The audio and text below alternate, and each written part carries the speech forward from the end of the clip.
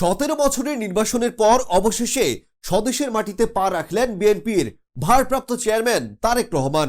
জনসমুদ্রে বন্দী লাল সবুজ বাস 195 মিনিটে মাত্র 4 কিলোমিটার যাত্রা।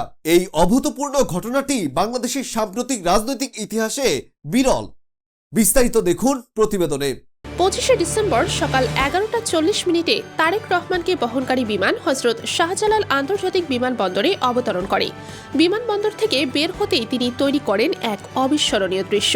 পূর্ব পরিকল্পনা ছাড়াই বিমানবন্দরের সামনের ঘাসের বাগানে জুতা খুলে খালি পায়ে দাঁড়ান, মাটির এক দলা হাতে তুলে নেন। 17 বছর পর জন্মভূমির মাটির ঘ্রাণ নিতে পেরে হাজারো নেতাকর্মীর চোখে স্বচ্ছ আনন্দের জল ঝরে পড়ে। দুপুর 12টা 35 তিনি উঠেন বিশেষ লাল সবুজ বাসে। সঙ্গে ছিলেন দলের জ্যেষ্ঠ নেতা ও স্থায়ী কমিটির সদস্যরা।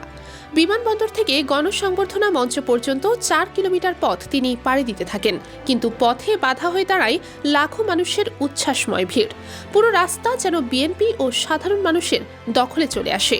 এভাবেই তারেক রহমানের স্বদেশ প্রত্যাবর্তন হয়ে ওঠে এক চমকপ্রদ রাজনৈতিক অভিজ্ঞতা, যেখানে মাত্র কয়েক কিলোমিটার পথের মধ্যে মিলল প্রেম, আবেগ ও ইতিহাসের এক অসাধারণ সমাহার।